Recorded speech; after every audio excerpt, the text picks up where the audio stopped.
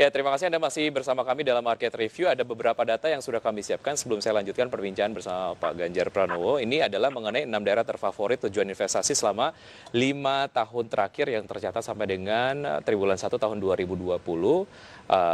Ini kemudian dilengkapi dengan nilai investasi yang terakumulasi sampai dengan triwulan 1 tahun 2020. Yang pertama tentu saja masih terkonsentrasi di Jawa Barat dengan nilai investasi yang tercatat selama 5 tahun terakhir sebanyak 35,68 miliar US dollar. Setelah itu ada DKI Jakarta 30,6 miliar US dollar, Jawa Timur 20,16 miliar US dollar, ada Jawa Tengah 16,38 miliar US dollar, kemudian juga ada Banten 15,95 miliar US dollar dan daerah istimewa Yogyakarta 1,18 miliar US dollar.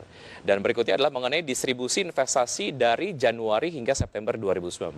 Kita ini kemudian sampaikan data historikal saja. Sebetulnya kemana investasi-investasi yang masuk ke Indonesia ini tertanamkan begitu ya. Di Pulau Jawa dari Januari hingga September 2019 sebanyak 330,2 triliun rupiah. Setelahnya ada di Pulau Sumatera 113,9 triliun rupiah. Setelah itu ada Kalimantan, Sulawesi, Maluku dan Papua, dan Bali dan Nusa Tenggara dengan nilai investasi yang tercatat dari Januari hingga September 2019 sebanyak 20,1 triliun rupiah. Berikutnya adalah mengenai kawasan industri terpadu Batang yang ada di Provinsi Jawa Tengah. Mengenai konsep pengembangannya, ini mengusung konsep The Smart and Sustainable Industrial Estate, kemudian Transit Oriented Development, dan mengenai kemudian perizinan terintegrasi secara elektronik, kemudian syarat ringkas dan waktu cepat. Dan berikutnya mengenai lokasi luas dan juga strategis, luas lahannya sebanyak 4.300 hektar, kemudian dekat dengan tol Trans Jawa, dilalui oleh jalur kereta api 50 km dari Bandara Ahmad Yani dan 65 km dari Pelabuhan Tanjung Mas. Dan saya akan lanjutkan perbincangan bersama Pak Ganjar Pranowo, Gubernur Provinsi Jawa Tengah. Pak Ganjar, mengenai sebelum kita kemudian bahas beberapa data yang tadi sudah disampaikan, saya ingin membahas mengenai prosentase PMDN dan PMA sejauh ini yang tercatat di Provinsi Jawa Tengah seperti apa, Pak Ganjar? Ya, saya pegang data ini kebetulan. Saya coba bacakan.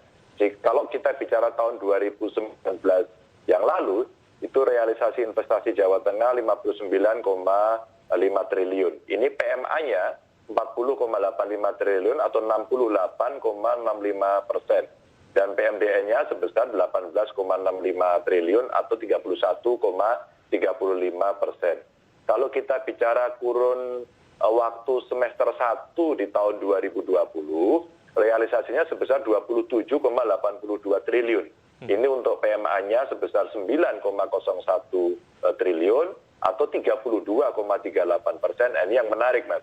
PMDN-nya 18,81 triliun atau 67,62%. Semester 1 di 2020. Apa artinya? Ternyata di tengah COVID ini PMDN menjadi andalan juga begitu. Mereka bisa berinvestasi lebih banyak dari PMA. Tidak hanya catatan semester 1 yang ada di Jawa Tengah seperti itu.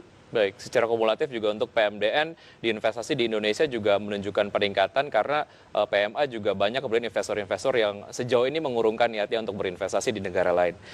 Pak Ganjar, mengenai sektor yang paling banyak dituju lah ya, apakah itu oleh PMA ataupun PMDN di Jawa Tengah, mana saja? Kalau kita bicara lokasinya sebenarnya lebih banyak di sekitar Kendal ya. Kendal, terus kemudian ada di Jepara, itu yang besar ya, tentu di Kota Semarang ya. Itu area-area yang ada. Ya sektor migas, transportasi, telekomunikasi masih mendominasi dari investasi yang ada ini gitu. Baik, ya. Pak Ganjar, mengenai Jawa Tengah sendiri pada tahun 2019 dijadikan tujuan relokasi 33 perusahaan multinasional yang hengkang dari Tiongkok. Sejauh ini update-nya seperti apa, Pak Ganjar?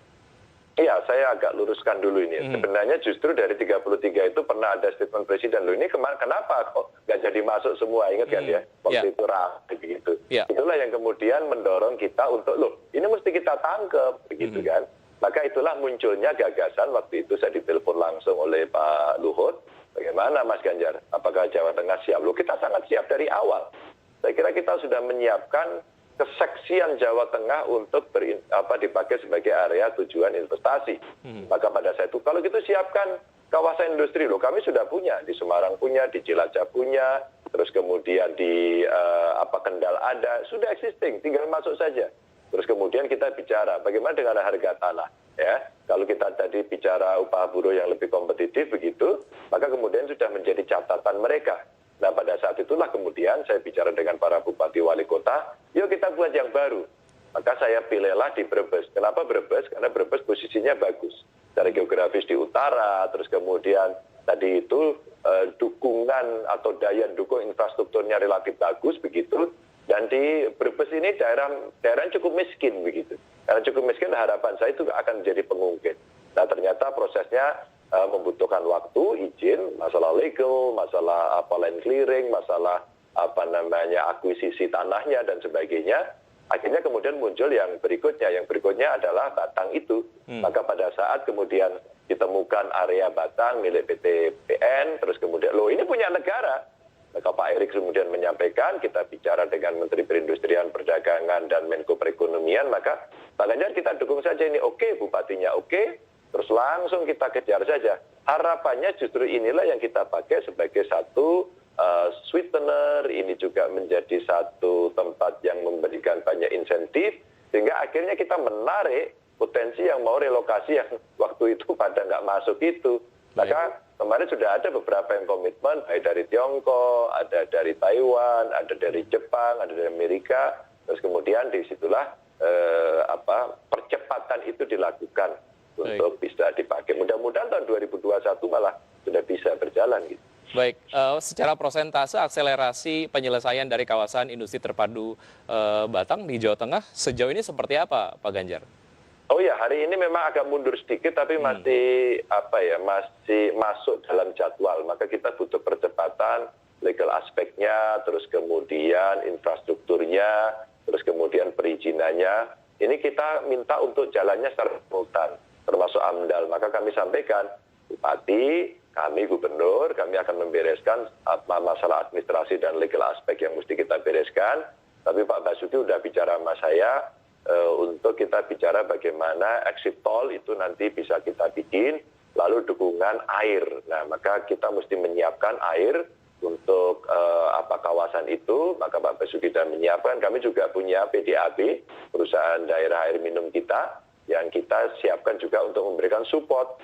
Sehingga kalau ini kita keroyok dan cara bekerjanya paralel, maka ini akan bisa lebih cepat. Nanti teknisnya tinggal, kalau land clearing kan lebih gampang ya. Kalau kemudian komitmen-komitmen dari beberapa perusahaan dari PMA yang waktu Pak Jokowi melakukan groundbreaking itu hadir, maka udah itu aja di-maintain, terus kemudian lokasinya ada, terus kemudian kita memberikan insentif lebih dulu pada mereka, sehingga akan ada satu contoh yang bisa berjalan. Dan tenant itu kalau kita hari ini berjalan semua masih paralel dan hari ini masih on schedule, mudah-mudahan tadi 2021 sudah mulai mereka bisa membangun tenant di sana.